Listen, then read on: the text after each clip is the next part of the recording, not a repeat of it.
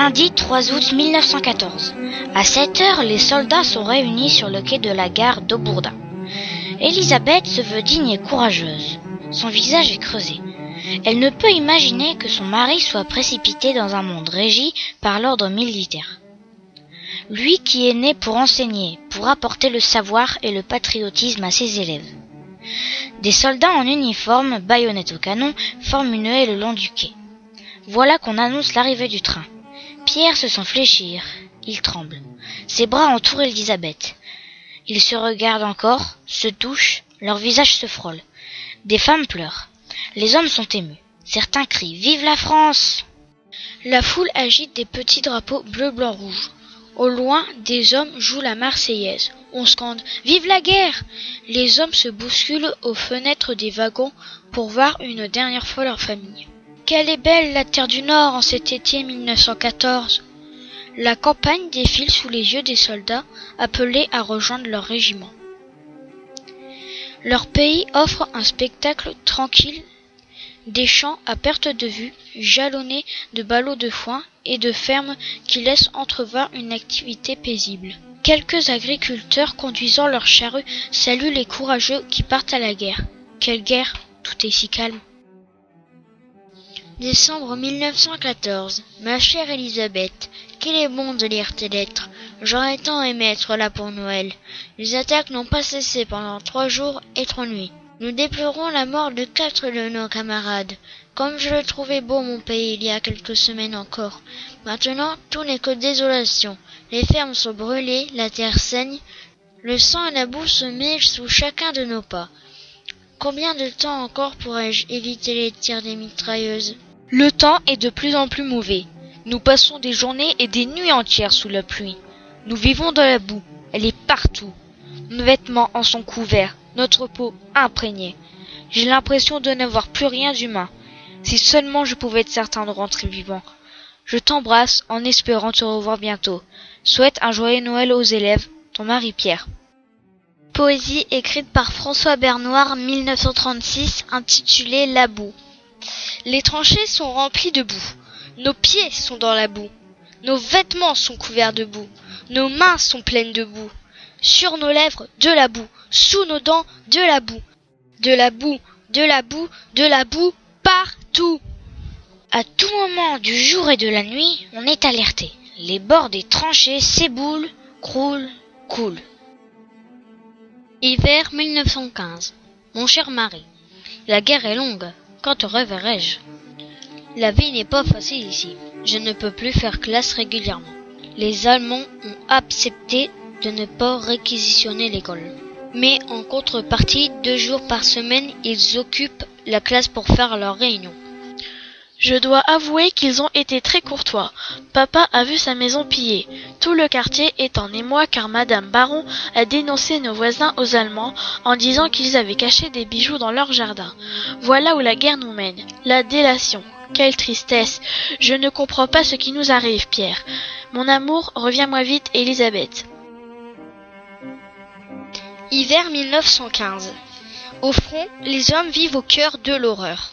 On se bat chaque jour sans résultat notable. Les nuits se passent sans sommeil, dans un froid de plus en plus vif. La pluie incessante épuise les soldats. Des batailles d'une violence inouïe éclatent un peu partout. Et les courageux poilus ne pressentent rien de bon. La fin de la guerre n'est pas à envisager pour le moment. Ma chère Elisabeth, nous sommes épuisés. Il nous faut chaque jour chercher des forces que nous ne trouvons plus. Hier, on nous a fait chanter des chants patriotiques alors que le ronflement des canons se faisait entendre à moins d'1 kilomètre. Je t'écris cette lettre avant d'entrer dans le champ de bataille car je crains pour ma vie. Tant de mes camarades sont déjà tombés. On nous a donné du vin à volonté et de l'eau de vie. Ça remonte le moral des troupes. Et puis, ça aide à supporter les canonnades. Il est 17 heures et la relève n'est pas arrivée. Il faudra une fois de plus dormir à la belle étoile, dans un lit de boue où macèrent les périmoндis. Si seulement la pluie pouvait cesser. Prends ce baiser que je passe sur tes lèvres, ton mari, Pierre. Juillet 1915. Chère madame, je m'appelle Georgette Dujardin et je suis infirmière à la Croix-Rouge. J'ai été amenée à prodiguer des soins à votre mari lors de son arrivée dans notre hôpital de campagne. Je tenais à vous donner de ses nouvelles, puisqu'il serait bien incapable de le faire lui-même. Son état n'inspire plus d'inquiétude. Il ouvre les yeux, mais ne parle pas encore. Les éclats l'ont touché à la poitrine et à la jambe gauche. Croyez, madame, que nous faisons tout ce qui est en notre pouvoir pour rétablir votre mari au plus vite. Surtout, ne perdez pas espoir. Recevez tout mon soutien, Georgette. Le 27 août 1916, le témoignage d'un soldat français à Verdun. Cher papa, pense que de chaque côté des lignes sur une largeur d'1 kilomètre, il ne reste pas un brin de verdure, mais une terre grise de poudre, sans cesse retournée par les obus. Des blocs de pierre cassés et émiettés, des trous déchiquetés. Je croyais avoir tout vu. Eh bien non, c'était une illusion. Là-bas, c'était encore la guerre. On entendait des coups de fusil, des mitrailleuses, mais ici rien que des obus, rien que cela, des lambeaux de chair qui volent en l'air, du sang qui éclabousse. Lettre de René Pijard, Verdun. Janvier 1917.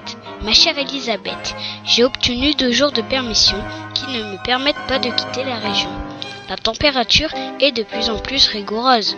La neige tombe en abondance et mes mains sont gelées. J'ai croisé quelques civils qui semblaient totalement indifférents à mon passage. En entrant dans un bistrot, j'espérais être reçu les bras ouverts, mais il n'en fut rien. Nous croient-ils déjà tous morts? Cette pensée me glace.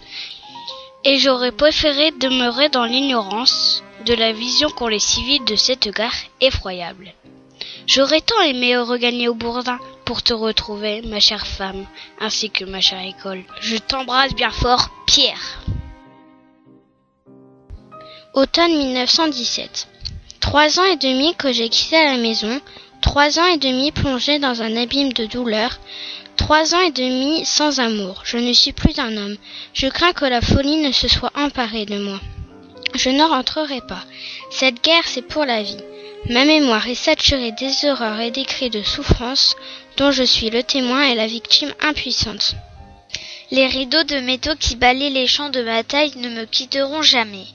Si Dieu me permet un jour de regagner ma maison, sache que mon corps sera de retour, mais que l'homme que tu as connu demeurera au front pour toujours. Ton mari, Pierre. Les mutineries de 1917. Ça ne va plus. Nous devions attaquer ce soir, mais les déserteurs sont trop nombreux. Au 152e régiment, une compagnie complète s'est débinée, et d'autres régiments qui sont avec nous ont mis les voiles. Ce n'est pas rigolo d'aller faire une attaque sur le plateau de Craonne. Ce n'est pas une guerre, c'est un massacre complet. Il y a beaucoup de soldats qui désertent dans la crainte d'aller à l'attaque.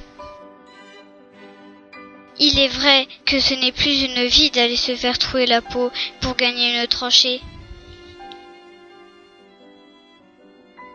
Février 1918. Ma chère épouse, bientôt 4 ans que j'ai quitté la maison. Toutes ces années perdues me rendent malade. Pourquoi les hommes s'infligent-ils tant de souffrances? Si seulement les hommes pouvaient être frères. Je suis épuisée, je n'ai plus envie de me battre. Pardonnez-moi, Elisabeth, mais je n'ai plus l'énergie nécessaire pour continuer à vivre. J'ai vu des prisonniers jouer avec des poux qui pullulent dans leur lit. Ils en sont réduits à organiser des courses avec ces bestioles immondes qui nous pourrissent la vie. Je suis un homme fini, anéanti. Mon corps est vide, mon âme est morte, je vais m'allonger et attendre la mort. Ne pleure pas, tu m'oublieras et cela me plaît, car je ne suis plus capable de t'aimer. Adieu ma bien-aimée, Pierre. Septembre 1918. Elisabeth apprend avec soulagement que le front craque dans le secteur de l'Abbatié. À présent, la menace semble peser sur l'ennemi. On annonce même que les Anglais ne sont plus très loin. Avant de céder la ville, les Allemands font sauter tous les ponts qui enjambent le canal et brûlent les maisons. Enfin, le 16 septembre 1918, Aubourdin est libéré. Parmi la foule, Elisabeth salue les premiers soldats britanniques qui font leur apparition dans la ville saccagée. La vie reprend lentement ses droits. Le marché se dresse à nouveau sur la place, apportant à la ville un souffle d'espoir. Elisabeth s'y promène songeuse. Sa vie n'est que tristesse. L'absence de Pierre lui pèse chaque jour davantage. Elle aurait tant aimé le retrouver sur le quai de la gare. Le 11e jour du 11e mois à 11 heures, l'Allemagne capitule. Les cloches sonnent à toute volée dans chaque ville et la foule en liesse salue la nouvelle de la France libérée. C'est partout la même euphorie. On danse et on chante sous un ciel paisible. Les drapeaux flottent aux fenêtres des maisons pour saluer la paix. C'est la der des der. Vive la France!